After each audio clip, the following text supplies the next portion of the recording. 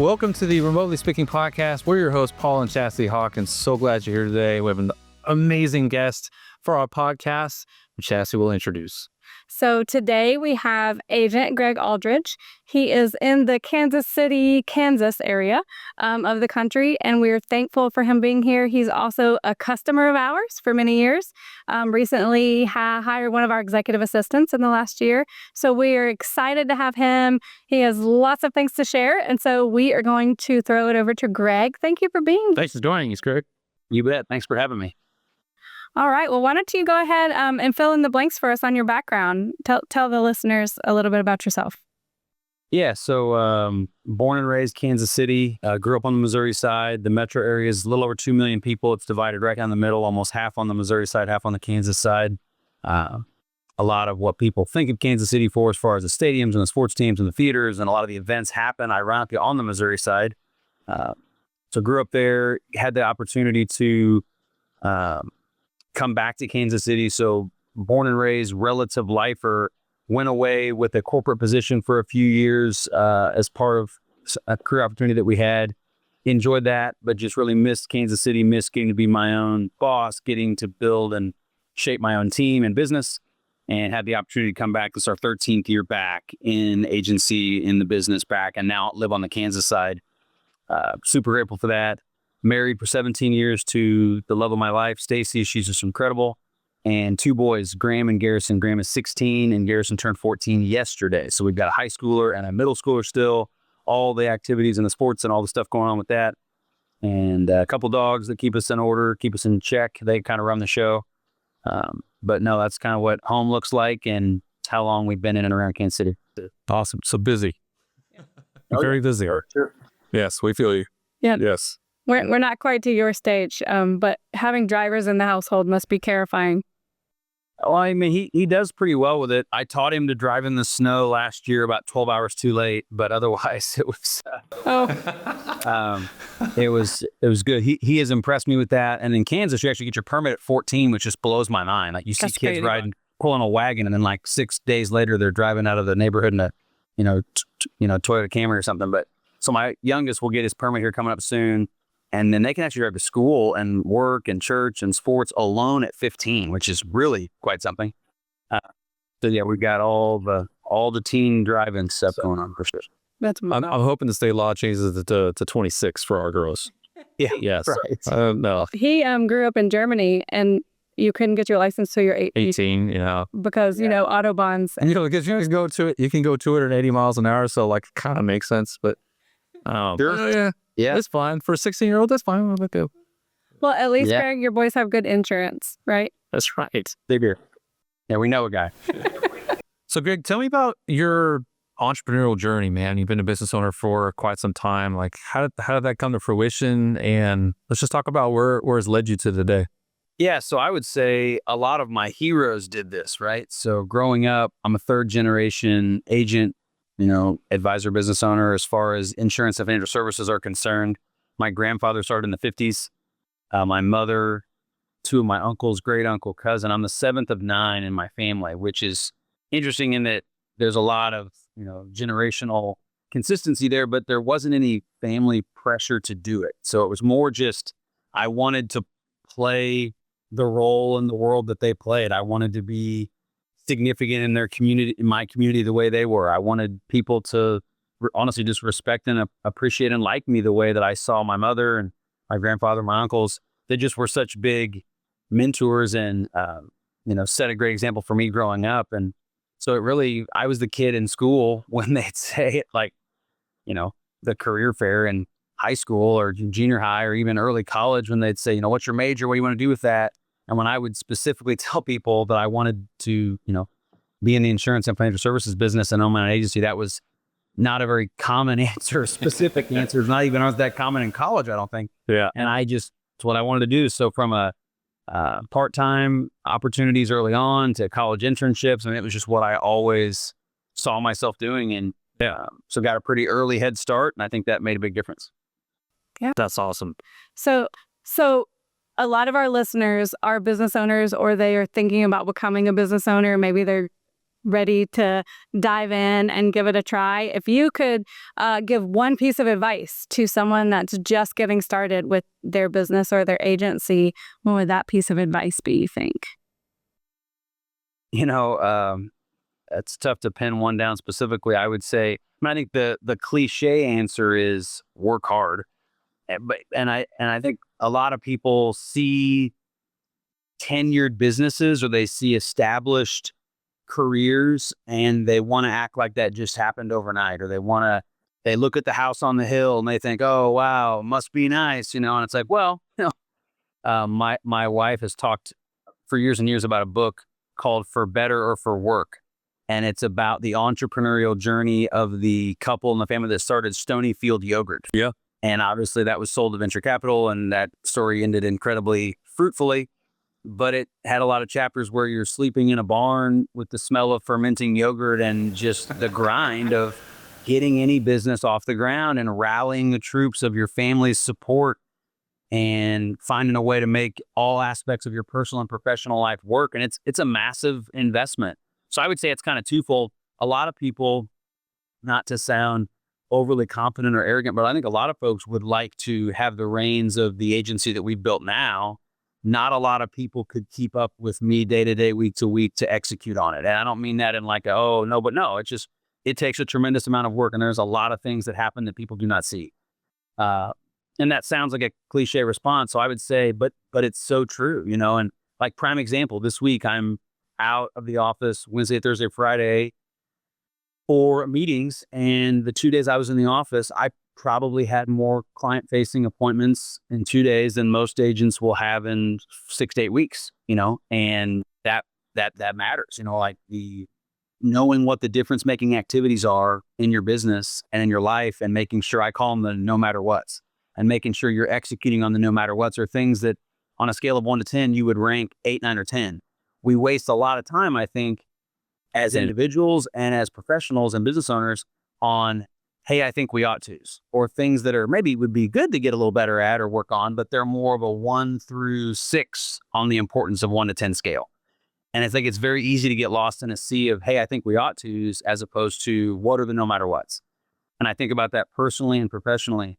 That answer I gave you is more work or profession related, but I really would say the real answer is, and a lot of the work that's gone on, hopefully from day one, but for sure the last handful of years, is winning the battle of self, navigating and conquering, keeping your arms around your own demons and your own, insecurities, and investing in the relationships that matter the most in your life. Number one would be with yourself, and getting really comfortable looking in the mirror and just saying, what am I doing well? What am I not doing well? Health, wellness, the content you put in front of yourself. Like I'm amazed how if you had a sewer backup in your house, you would stop the presses. Like you wouldn't sleep once until, like, we have raw sewage, this is crazy. And you clean it up and you make all the things you need to have happen, call the plumber, whatever you got to do. But we let so many unfortunate aspects of content or information into our mind and into our heart, and we expect good things to happen in our lives. So folks will say, well, gosh, I'm so stressed out, I have anxiety, all these things. And I'm like, you're watching these shows about like the craziest stuff in the world and letting a lot of this propaganda or just, videos, images, content, news that isn't designed to inform you. A lot of times it's designed just to get you to click or to keep your attention or to sell you something. And we consume a lot. We all do to a degree, but I think I've been a lot more mindful of that than I think a lot of maybe some of my friends and peers when they ask me about what keeps me on track. So I would say the professional answer is figure out what the 2 or 3 things are, where if you're not good at those 2 or 3 things in your business, it will not matter what you are good at, because you'll be mediocre at best. That's the definition of the no matter what's. Then when you flip it to your personal life, what are the 2 or 3 or 4 things? I like 3. More than 3, you kind of probably aren't going to do them. What are the 3 things that you need to do personally to win the battle of self, or to bring the best version of yourself to every situation that you're going to engage in personally and professionally? I would say I would give that advice. I give that advice to myself. I think about that all the time. And reflectively, am I hitting the mark on that or not? And, there's always something to work on, but that's how I would answer that question individually, personal perspective, and how I would answer it from a business perspective. Just a fantastic answer. I'm jumping in on this one. Go ahead. This sounds like a mirror. Sounds like my mirror. Yeah. So you're 100% agree with you, man. And like I would say for me personally, as a dad and husband, like those are things that have the way you described it is increased in priority in my life, like the older I get. Right. So looking back in time, I know I didn't address life that way when I was in my 20s and 30s, mid 40s, like is exactly how I'm treating, my personal life. For you, is that something you kind of just started off the gate like, hey, I know this is how I need to be, or did that just kind of morph into the person you are now through just being an entrepreneur over the years and learning, like, when did this mentality kind of take hold for you? I would say a lot of it was just, certain books influenced me a great deal early in my professional life. The whole idea of, not necessarily, I wouldn't consider myself like a voracious reader, but I think I play the hits a lot. I mean, there's certain leadership minds, John Maxwell, Zig Ziglar, Patrick Lencioni's work at the Table Group, like a lot of that stuff just had a huge impact on me of thinking about. And even when I studied in school, I sat in the orientation of the business school for about an hour and thought, this is not going to go well. I'm not having fun in here right now. This is not it. So I shifted to they called it corporate communication. It's like a business communications hybrid. Yeah. And I just kept thinking, in most situations, the content is not what gets people. Like the subject matter, what the desired objective is. It's not that they can't figure out how to make a sandwich or build a hotel or sell insurance or financial services or build something. I don't think that's like usually the issue. Most issues in our lives, personally and professionally, are an inability to communicate at all or an inability to communicate effectively. Yeah. So I became obsessed with just the interpersonal condition. I took a ton of classes, read a lot of books on small group communication, interpersonal communication, rhetoric, how the human brain chemically makes decisions, like what's actually biologically, chemically happening inside of us when we decide, and how emotions drive us, and just what that all looked like, because I just felt like that was going to be applicable to literally anything I was going to do. And for whatever reason, that type of study, that type of information just appealed to me a lot more. And I felt like you could filter any career path, any type of business through that skill set. And I just had to think that was going to make a difference or make an impact. So that's kind of what I gravitated to in school, like university years and things like that. And then it just became I remember being a young guy, like year or two out of school, thinking I read somewhere the whole read a book a month or, and just what that maybe just that would tangibly develop you in some way, shape or form, improve the quality of your professional or personal life. And I can tell you now, I certainly do not still read a book a month. I think I read and consume quite a bit of content, and I reread a lot of stuff and re-listen to certain audios that I just love. But that was a big part of influencing me early in my career and getting me on a path of letting my mentality, my mind, my outlook, my attitude work as an X factor for the better, or to actually be a weapon or something that was an advantage for me, as opposed to, I think, a lot of people's internal dialogue or attitude, which the subtitle of that book would be a comeback story, which is too bad. Like I hate how really smart people, really talented people, they're so hard on themselves sometimes. And even folks that have an unbelievable amount of, ability, impact, that internal dialogue, how they talk to themselves, how they treat themselves, I don't think that helps them in a lot of situations. So for whatever reason, I was drawn to that early in my career, and the books that I sought out, the information I sought out, that was before podcasts really, right? But audiobooks were kind of the thing that going on at the time.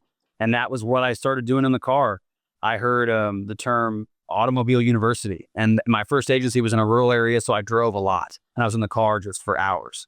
And that was pretty cool, just to spend time in my car with some of the greatest minds of all time and just listening to their audiobooks. And it had a huge impact on developing me personally as a husband, as a father, and as a business person. And I think those years are critical in what's gone on in the next 15 or so after that. Awesome. That's fantastic. Yeah, self-care is huge. I mean, I think a lot of people expect to completely neglect the person and still perform at a high standard and set a great example for your team and your employees and your family. And they may do that for a little while, but burnout definitely happens. Or, I mean, you're going to crash and burn at some point. For you to neglect something. So I think that is awesome advice for a brand new business owner. So I'm going to loop back, Greg, to your first piece of advice, your work hard piece. First off, what you said resonates with us for sure, because we get a lot of comparison. Other business owners like, man, how did you guys get to this point? But what they don't realize is we were the 10-year overnight success or the 13-year overnight success. But it looks so easy today, right?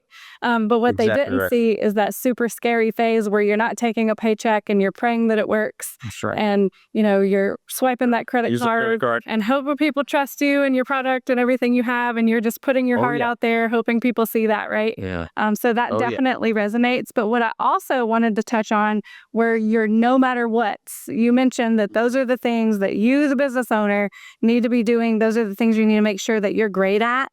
What are your no matter what's? I'm just curious, if you don't mind. So, it's kind of like from the 30,000 foot level, I have a little Post-it note that sits on my desk and it just says lead, coach, results.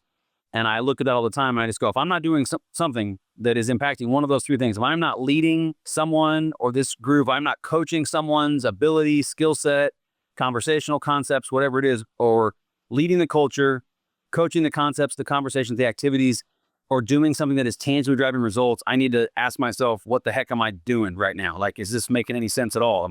Does my calendar look like it's aligned with those three things?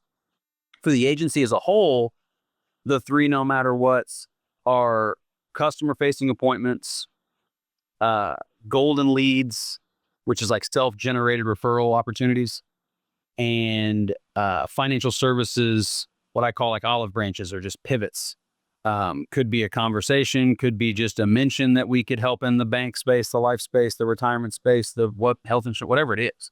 But just offering creating the awareness, extending the olive branch beyond the property insurance relationship to deepen and expand that relationship. And that sounds cliche, but that's just what we do. So the whole show is built on customer facing appointments. We will do well over 1,000. We'll do 1,300 plus, customer facing reviews on a year by year basis. Those could be product specific appointments. Those could be onboarding appointments. Those could be just in-person reviews over the phone, Good Neighbor Connect, whatever it is. There's virtual meetings, but that's what it's built on. And folks will say all the time, where's all your business come from? Well, we meet with real people with white paper and ask real questions and help them, secure their financial futures. Like, that's what we're doing. Like, there's nothing, there's no tricks, there's no games, it's just, that's it. And those three no matter what's are kind of our litmus test. I just say all the time, there's 52 weeks in a year.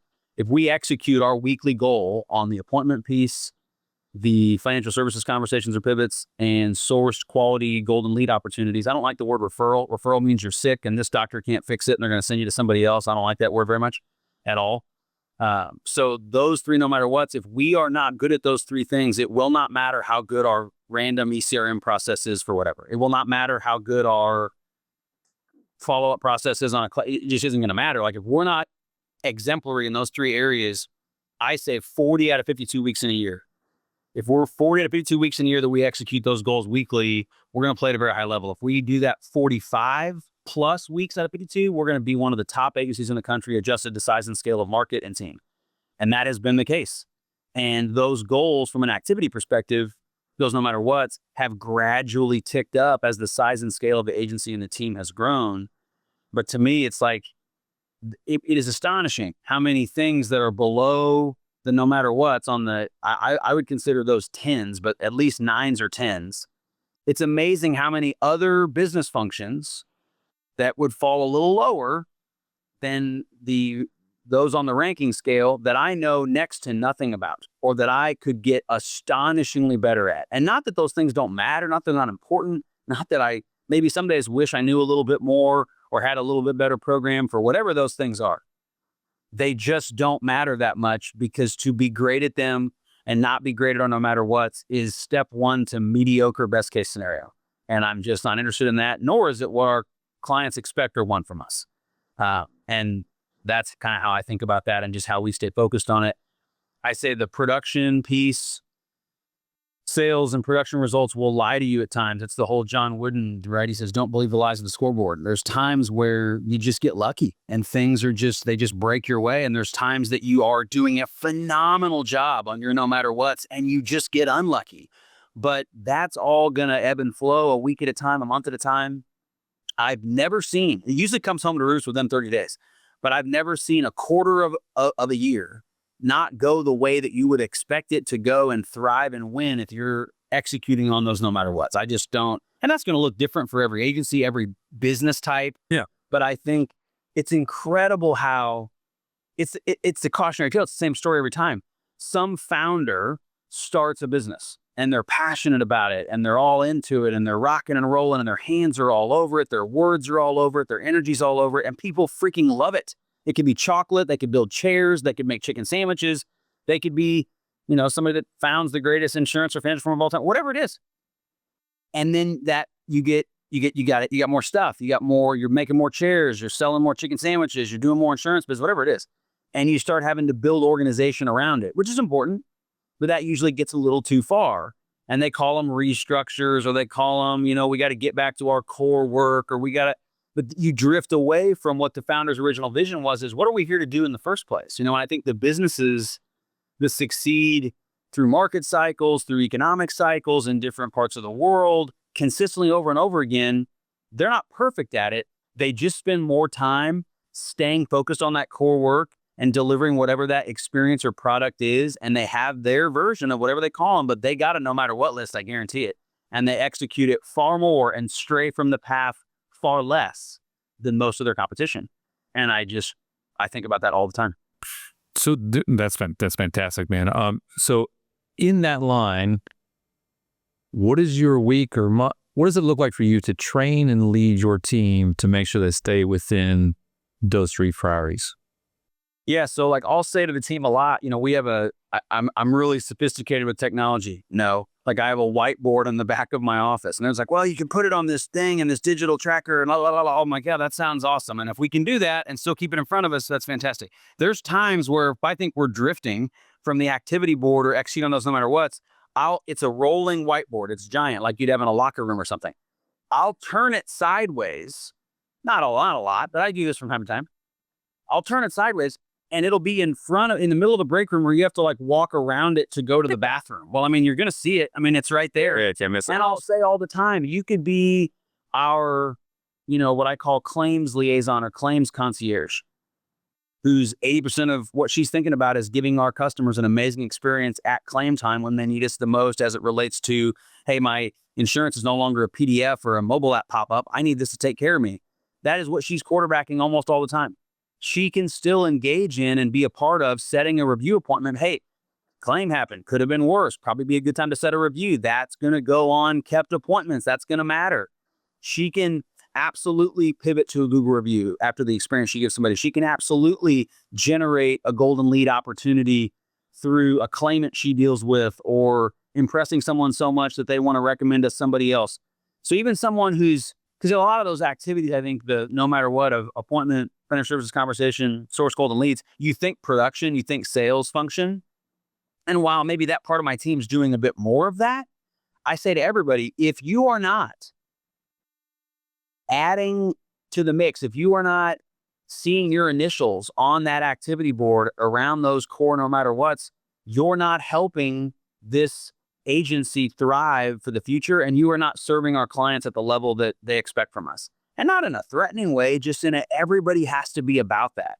Just like I think back to my first office manager years and years ago, my first agency, she was like, Greg, it's great that we have these people that want to do business with us. It's great that we're ready to, produce at these amazing levels. That's wonderful. But she says, if we don't process everything the way that we said we were going to, if we don't deliver the goods and make this experience consistent from the beginning all the way through, I'm not interested in writing the next one until we do this one right. That was incredibly important for me to hear that, and very impressionable at an early time in my life. I had great appreciation for that, but not to the level that she did, because I didn't know what she knew. I didn't have the experience that she had. And it made me think years ago, some people were born to build it tall. Some people were born to build it strong. And neither one of them are right. If you let the architects only, oh, it's going to be beautiful and this and that. The engineers are like, it's going to collapse. It's oh yeah, cool, glass and window. Yeah, that's a great design. It is going to fall in the river. Whereas if you had just the engineers, nobody would buy it. They'd be like, well, this thing's not going anywhere. It's rock solid, but This is the ugliest program I've ever seen in my life. I'm not saying there aren't creative engineers or there aren't unbelievably, sound of the process architects. It's just an analogy, but some are born to build it tall, some are born to build it strong. But collaboratively, I think we unite as a team, appreciating both functions and both sides of that, knowing we have to deliver on the whole thing, but realizing that at the end of the day, at least what we are charged with is, I say this to the team a lot, we have a massive claims operation within our organization. We have a massive underwriting operation. We have a massive back office, bank, finance functions, accounting, all these things. Absolutely no other arm of the organization is responsible for growing it but us. That's our job. Our job is to grow it. And how we grow it is we got to put mortar between the bricks that we already have, love on these customers we already have, and offer an incredible experience that continues to add value at every touch point. And we have to look for ways to healthily and responsibly grow it for the future. And the way we do that, at least in my opinion, is execute on those three no matter what's, and everybody on the team, mandatory, needs to play a role and understand that if they're going through a whole day or a whole week of interacting with our customers and prospective ones and not adding value and executing on some of those no matter what's, something's gone terribly wrong. Right. 100%. So for you, man, you're definitely going to have those daily interactions with your team. It's like the ongoing coaching. Do you also set aside time, like every week or month, of just very specific coaching for these things? Yeah. So we, it's gotten trickier as the team's gotten bigger, but we do what we just call one-on-ones. So the team loves them.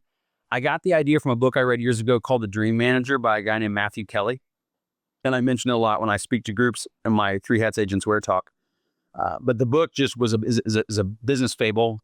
And this guy is, kind of going through a little bit of a crossroads, whatever it is. But in the book, the company that he works for, they hired a dream manager, which this person's job was to meet with everybody from the CEO all the way to the janitor that just started an hour ago and everybody in between, and just said, hey, what do you want for your life? Like, what goals do you have professionally, your career, personally, health, financial, whatever, and put a roadmap together to help see those things happen. I thought that was so cool.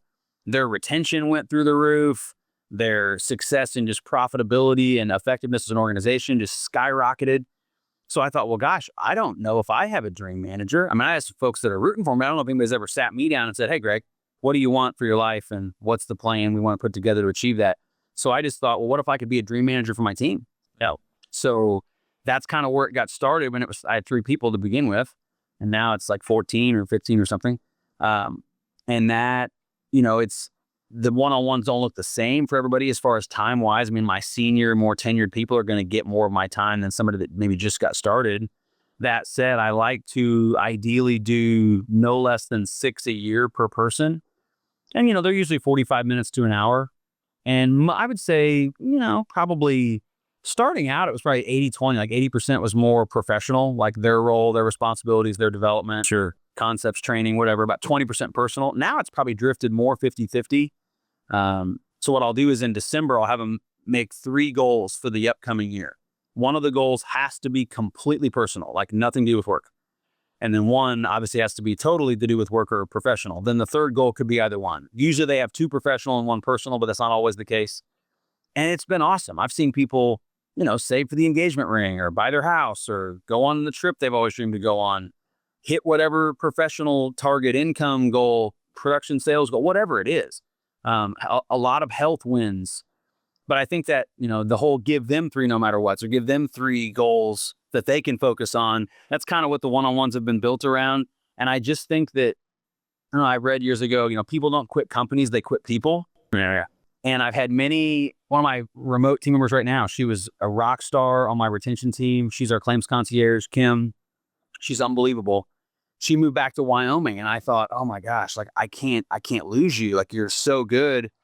And I said, I was opposed to remote work at first because I'm big on the culture. I'm big on the office atmosphere and environment. I didn't know how does that mojo and magic work? And it isn't the same for the remote people as it is the folks who are in the office. It just isn't. But we've made that and merged those worlds nicely. But Kim said to me when we were talking about her potentially working remote, she said, Greg, people don't get many cheerleaders in their life. Like people that genuinely want good things to happen to them and like help coach them along the way to see them happen or help, aid in that effort. And she's like, you are a cheerleader in my life, and I don't want this to stop happening. I want to work for you. I want to be a part of this. And it's been amazing. That was really kind of the wall that we bust through to say, okay, let's really open up what this remote work could look like. But I would say that's a good example of how we've incorporated that. That's pretty cool. So follow up to that, have you found, I would imagine, especially for people that are new to your team, that it's a hard question for them to answer when you're like, what are your dreams in your life? What do you want? I find when I ask some people to stare at me and they're like, I don't know. Even I don't know. And sometimes you have to kind of water it down with even customers too. Cause the whole, like people, the old, like there was a conversation going around or a review process going around years ago, kind of industry wide, that they called the dream circle of, what do you want to see happen in your life as a customer? And then what could threaten it? Things like that. I've had some folks say, well, I'm not going to ask some big tough guy about his dreams. Maybe they don't want to talk about that. It's like, well, okay. So I'll just say, all right, blank sheet of paper. Fast forward 10, 15, 20 years, however long we want to go out. Blank sheet of paper. What are you just going to be proud to say happened? Like, we don't have to sit here and call it a rosy dream if you want. What do you want to see happen or occur in your life? And that was a very common approach I took conversationally with customers. And it's the same thing with my team. Some folks are going to get a little more dreamy about it than others, but I still just think someone who having additional witnesses to your life and to your pursuits outside of your partner, maybe your kids, maybe you've got a couple friends as close in that way where they really are like a witness to your life and to your goals, your aspirations. I don't think a lot of people have hardly anybody like that. I think that's a very short list. And I wanted to create that dynamic. And I think as much as anything else and how we take care of our team from a compensation, a time, energy standpoint, I have to believe that dream manager approach and those one-on-ones and just being legitimately invested in them as a human being. And I tell them a lot, I don't want you to be a better producer or a better retention specialist or a better whatever they are on the team. I want you to be a better version of who you are as a human being. And if you believe in any form or fashion that your improving as a human being is tied at all to your affiliation with this team, you're going to work harder like you just are.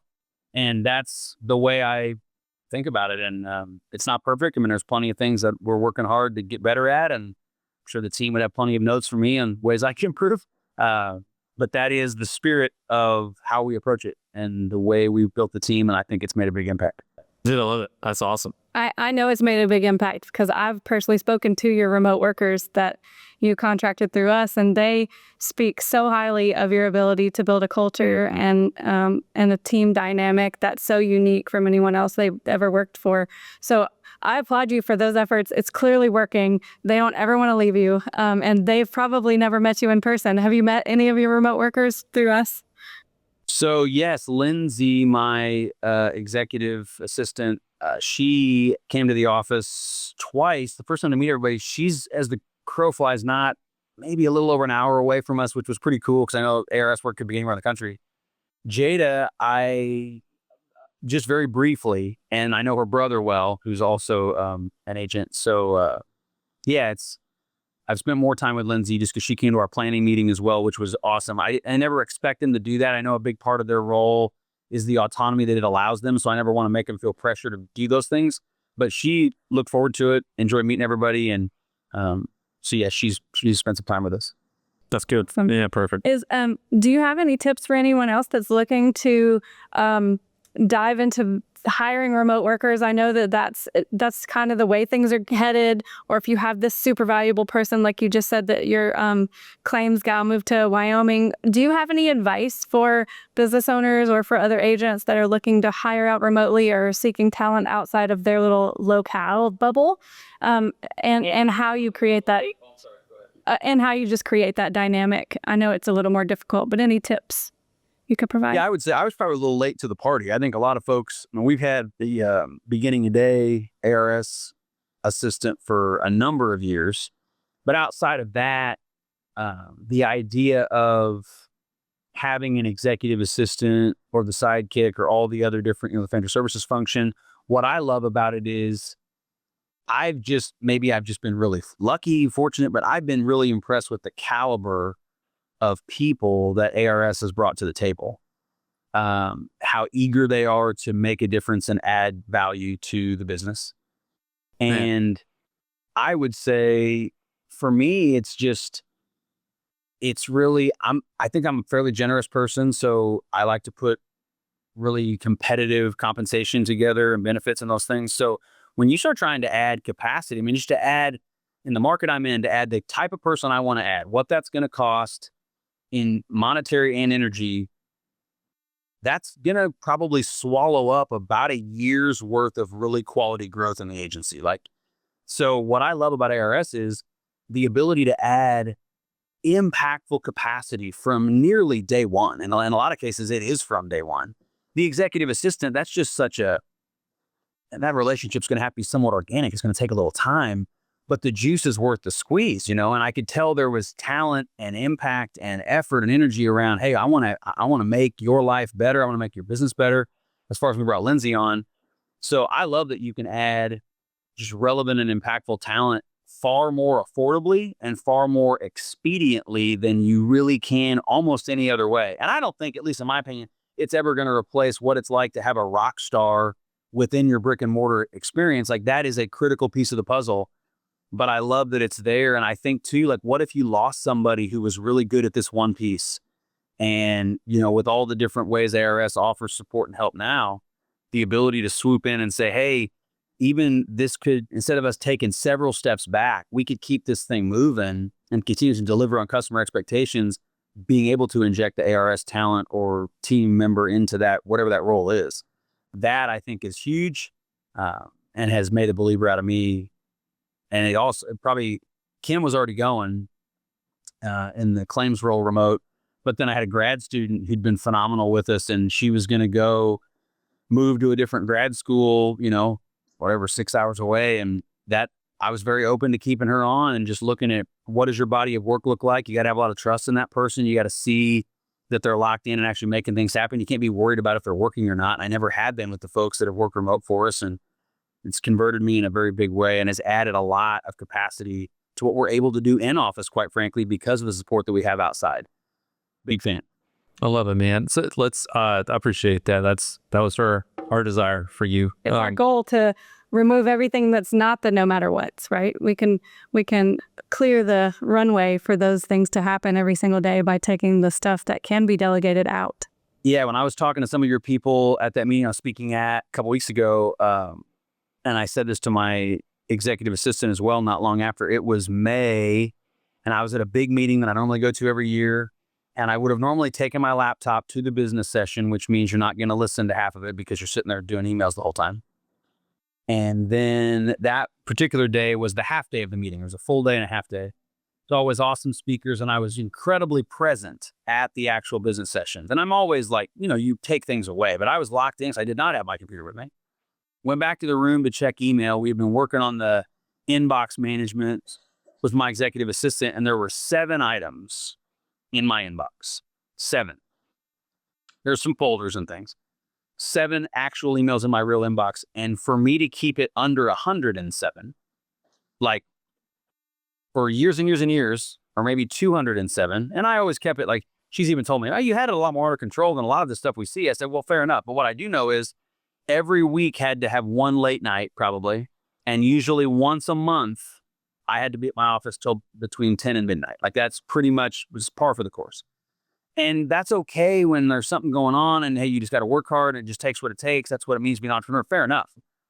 To normalize that is just not okay. And I think it builds so gradually, you don't even realize it's happening to you. And all of a sudden you just feel like, no matter how, I started to have that feeling of, okay, we are as good as we can be and as big as we can be and as impactful as we can be on this setting of the treadmill. So for us to continue to take this thing where we want to go and add more impact and scale this thing beyond it, something's going to have to change. And I went back to my room after the half day meeting, 7 items in the inbox, couple quick things like 2 minutes, closed my computer and went and spent the afternoon with a couple amazing agents. And I felt like I could breathe and I had my life back. And it was just like, oh my gosh, this is unbelievable. So I've been so grateful for that. Not from like a do less thing. It isn't about, I don't just coast. I have said that to the team. Guys, I've made this investment, said it to the whole group at our mid-year planning. I made this investment to do this executive assistant thing because I want to lead at a higher level. I want to play at a higher level. And we are. Every aspect of, I would argue, my life, personally, health, and the business as a whole and result has improved dramatically. And it's only been a matter of a few months because I got that hour or two of white space back a day again, where I could actually think, I could be creative again. I could follow up on things that were just kind of hanging out there because there's literally not a moment that I get to them. And just, I mean, I can't even hardly express just how powerful, and I get emotional thinking about it, what that's done and what that's meant for us.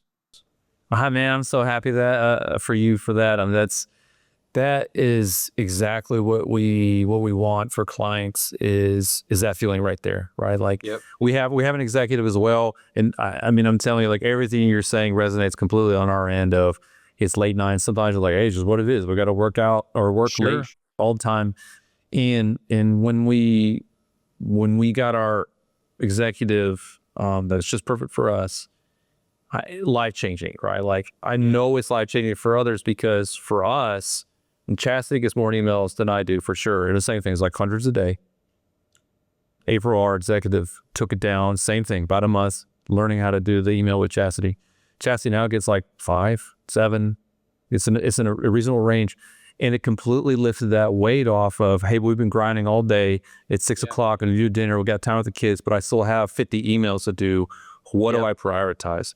And it absolutely lifted off the mental load, man. I literally just had a discussion with a good entrepreneur friend of mine this morning about the mental load that's been relieved because of his executive. It allows him to just think, right? And if you're the creative type, which I'm kind of the creative type in our relationship, it drives your bananas. I'll sit down on the couch and I'll just sit there and think, right? And I'm like, oh, it'd be awesome if we could do this to help people, right? But I would never have that capacity to do that if we didn't have that help, right? Well, and I think that almost every business owner knows what they need to focus on. They know what those no matter whats are, but they don't necessarily take the time to focus on those because everything else is so in your face. You know, you've got email in your face and you have phone and you have text messages and you have everyone coming to you that needs to know an answer to this and that and this right away. And so everything else, the bright aspires aren't always the most important ones to deal with, right? And I was definitely a react to the bright aspire person. I chased my tail every day, all day, and accomplished nothing. And so I think that's a pitfall that a lot of business owners fall into is they feel like they're working, right? We're working in the business and on the business. But really what we're doing is creating more work for ourselves. And it's this vicious cycle that if you don't take a step back and realize, I really should delegate some of this because someone else can handle this stuff and only I can handle those no matter what's, you know? And so I'm so happy that it's made that impact in your agency. That's the whole reason that we created the executive program is we had a lot of stuff to help teams and service work and customer facing stuff. But we didn't have anything to help the business owner, the person, the dad, the mom, the coach, whatever it is that you have going on, that role helps you be better at all of those things. And I think that it's so important. It's awesome. Couldn't agree more. That's fantastic. So for you, if you could name 1 or 2 people that have been the most influential in your life, who would they be and why? The one that always comes to mind, I've got 2, but the one that always comes to mind is my uncle. He, my mom's younger brother, my Uncle Joe, he was the best man at my wedding. He's like my de facto father. Kind of by committee, really. My uncles collectively played an amazing role in my life. So Rick, Carrie, and Joe, I just spent more time around Joe because of proximity. And I went to college in the town where he is actually an agency, insurance agent himself, and got to spend a lot of time around he and his wife and their 4 kids and just those, college years. So I just you have a lot of free time in college, obviously, whether you think you do or not, you do. So I got to spend a lot of time around him. So just so many just life lessons, so much just sound, principally grounded person where he just lives his life the right way. I genuinely believe every time I watch the movie It's a Wonderful Life, it's like based on his life. Like it's crazy how similar it is. And I think he's somebody who, I heard him say this once, how he described himself as an also-ran. He's like, I've never really been that great at anything. I've just kind of been an also-ran. I could not disagree with that more. And I just, as far as as it relates to the business, he talks about things a lot where he'll say, a lot of people get all cranked up for a while and write some business and grow an agency, and they make a lot of promises. And he says, well, I've been doing this long enough to keep a lot of them. And that's always resonated with me. Not that he doesn't cheer you on when you're the hitting the sales target, or you're growing, or you're winning, all those things are happening. But the grounded principles around just living rightly and doing right by people and being what I believe is his most successful achievement of, he's the hero to everyone in his life he'd ever want to be. I would think he's one of his wife's heroes. He's one of his kids' heroes. He's one of my heroes. And I think that just someone that not just a great leader of people, phenomenal in his community. He is George Bailey. Like, that's, if he was ever in trouble, the town he has lived in from birth to currently, still he lived in the same zip code his whole life. He always jokes about that. They would come running. They would come to his aid and to back him up, come hell or high water if something happened. And I just always had so much respect for him. I thought as a business person, but really had so much more to do with just living the right way and being the right kind of human being. And he always just says, make a living and make a difference. And that sounds cliche, but he does it. And he's done it over and over and over again. Elite, high-level rocket ship performance or achievement in anything doesn't really impress me that much. What impresses me a lot is consistency. People that show up to like park the cars at church every Sunday for like 40 years, or to volunteer, or the kindergarten teacher who's setting up her classroom for the 35th year and is just as excited as she was the first year. Coaches, agents, it could be anything. Parents that just deliver the goods over and over again. That's just so impressive to me. And he embodies that in every way, shape, or form. And I just absolutely love that about him. I would say that as far as the influence of my life growing up. And then as an adult, no one has had a more profound influence on my day-to-day, just becoming a better human being, than my wife. Just from the way that she carries herself as an individual, the way that she takes care of herself. Hugely motivational to me. And I would say those two people, hands down, are my two. Awesome. That's fantastic. Dude, thank you for sharing that. It was, that's awesome. How incredibly blessed are you that you have those people in your life? Oh, it's awesome. Heck yeah. That was fantastic. So one more question for fun. If you have one daily habit that sets the day off for you, for example, for me, it's exercise every day. If I don't exercise, who knows what's going to happen. For me, it's coffee. Yeah, for Chastity, it's coffee. And it could be coffee. I'm cool with that. What would it be? So a lot of my stuff's, I guess it wouldn't be impossible or tricky to do every day, but I'm a big golfer. I played golf in high school and college. That's been a big part of my life. And I think just the mental escape of how like you just can be consumed by it and you're outside, and the camaraderie and just kind of the fellowship aspect of it is amazing. It's a game you play and never win. Something about that I just love. So I would say golf, but it's hard to do that every day. So for me, I call them wellness wins. On my 3 No Matter What's personal, I call them wellness wins. And my wellness wins are either my exercise, which I do Orange Theory Fitness. I'm a huge fan of that. Love the coaches, love the classes already planned. You can just show up and they tell you what to do. And it's like a fitness multivitamin. So I would say any combination of, if I can get to Orange Theory, that counts as a wellness win. If I can play golf, that counts as a wellness win. And if I go to the sauna, that counts as a wellness win. Those are 3 things that I like to have at least 4 wellness wins in a week. Ideally, I probably should get to where I do one of those 3 things every day. And exercise, I'll sneak it in. I don't consider getting my push-ups done or like a quick run with the dog. I don't know if that counts as like going to Orange Theory for 55 minutes. It's a little different deal. But I would say as long as I get my wellness wins in, 4+ times a week, I feel like things are going to move in a pretty good direction. That's fantastic. Yes. Sweet. Greg, thank you so much for being on the podcast today, man. Like, an absolute pleasure speaking with you. And thank you for sharing things about your life and business. Like, I'm pumped. I'm motivated too. So I want everyone listening to this to download this, listen to it. You're a great man. Thank you for being on the podcast today. It was a pleasure joining you guys. Thanks for having me, and look forward to connecting again in the future. Oh, absolutely. All right. Thank you so much for watching the podcast today. As always, be sure to like and subscribe on YouTube, Amazon, Spotify, all the places. And you can also find us on social media on Facebook and Instagram.